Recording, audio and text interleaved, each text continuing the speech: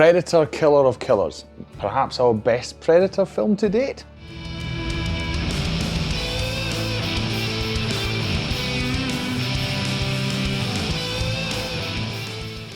Hi, my name's Drew and welcome to another review video on Flying Wiener.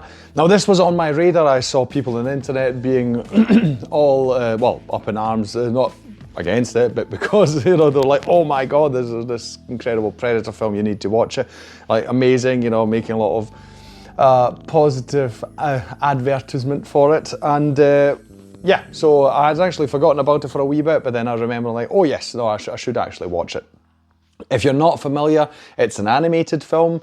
It was released on Hulu, which is not available here in Austria where I live, but it's on Disney Plus because they own Hulu, so yeah, so that's how they do it.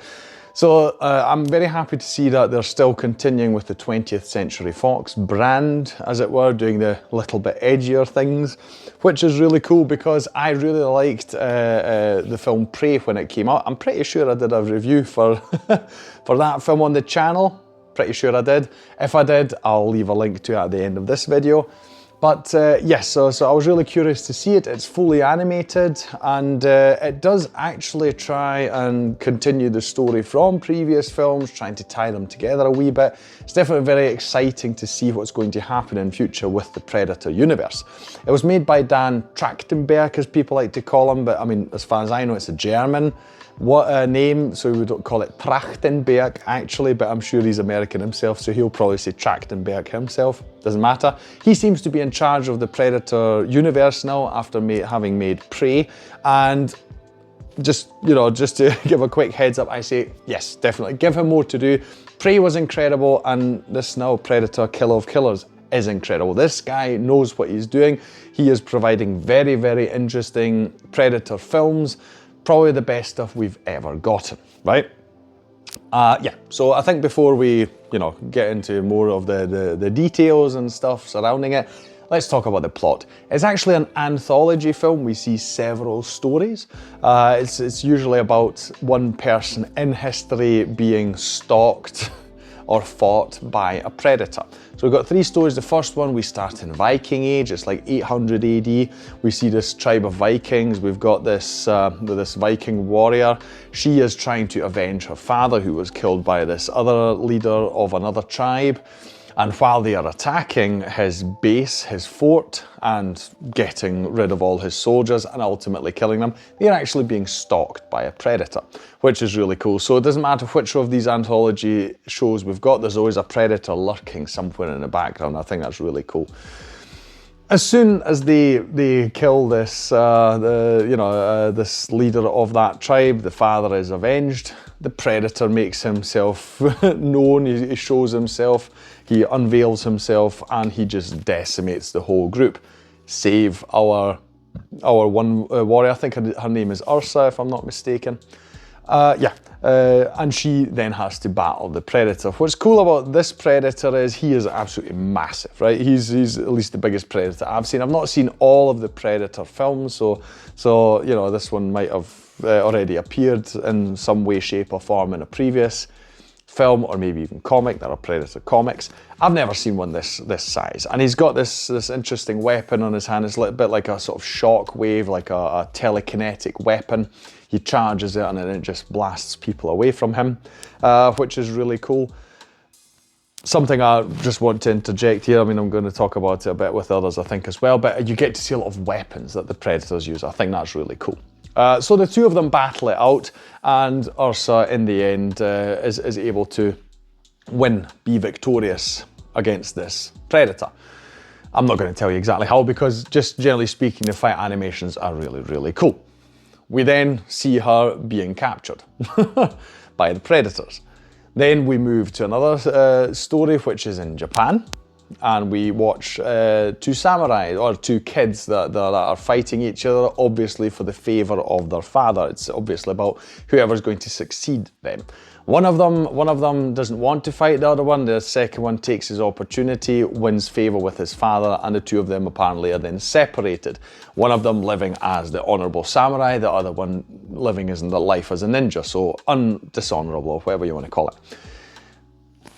he wants to sort of kind of take revenge, or at least show his brother that, this is like 20 years later, that what happened back then was not okay. He infiltrates the castle, so we've got all these cool scenes with beautiful Japanese architecture, where this ninja is using grappling hooks, and you know he's fighting the guards, trying not to sound the alarm, and all these things, and you see all sorts of fancy martial arts moves, etc. He ultimately dispatches of all the guards, he fights with his brother, and without giving any details, a predator is again stalking in the background, and then at one point appears.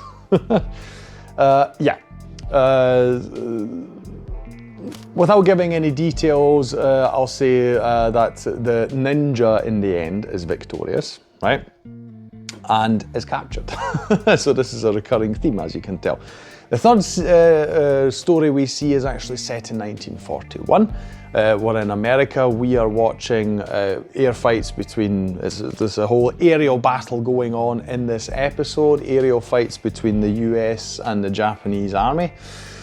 And we just have the whole episode being an aerial fight, which is cool. So the Predator in this case isn't on the ground as we're used to seeing. He is actually in a spaceship. So for me, at least, this was the first time actually seeing a Predator spaceship in action and also seeing the inside of it. And you just see all this crazy weaponry. I mean, I forgot to mention in the Japanese episode, this guy's got a spear that, you know, even after it lands, it suddenly the blade splits in two. And they've just got such cool weapons. And I think it's really awesome that they're on display so much here, because it really just empathizes how deadly these hunters are. And then the third one as well, we see what the ship is capable of, and you see immediately it's got weaponry that even nowadays, but especially back then, 1941's airships, you know, had no chance of really combating. It's really crazy.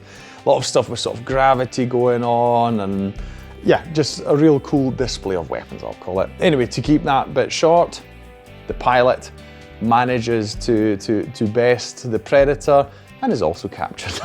And the last story in this anthology thing brings all three of them together. They've been put into cryosleep. You know, if you're wondering, well, wait a second, how does that work? You know, from 800 AD to 1941. They're put in cryosleep. They're brought to the Predator's homeworld, and there they have to battle it out for the chance and honor to fight against the big the big top predator, I'll call it, who himself has got a really cool design, to become the killer of killers, as it were. Won't tell you how that goes. That is the plot of the whole film. So we've got these three anthology stories, which then come together to form a fourth one. Now, I've talked about the weaponry. Really cool to see all that in action. You know, you're like, how could someone beat the Predator? They're also they've got this thing going on where it's all about honourable combat, but at the same time they're stalking you and then they'll just attack you out of the blue without any advance notice. Also considering that these humans obviously don't know what a bloody Predator is. So they are a bit, you know, that's very, very sneaky and not okay. But I get it, you know, if you're a hunter, that's obviously what you're going for. But yes, so I also like that they are three very different predators. So even physically, they look very different. They just how they approach their prey is very different. I like the individual stories. They've all got a nice little start and finishing point. So even just the little individual stories are complete, you know. But it's cool, obviously, that at the end they come together. And the whole design of it is cool. It reminded me a lot of the look of Arcane, you know, the Netflix series Arcane, based on what is it, League of Legends. Visually, it looked a lot like that. What was interesting though is they kind of played around with the frames a wee bit, because it's to me it seemed like it's a bit slower than 24 frames, but that allowed you to really follow all the combat. And there's so much combat in here, aerial but also on the ground.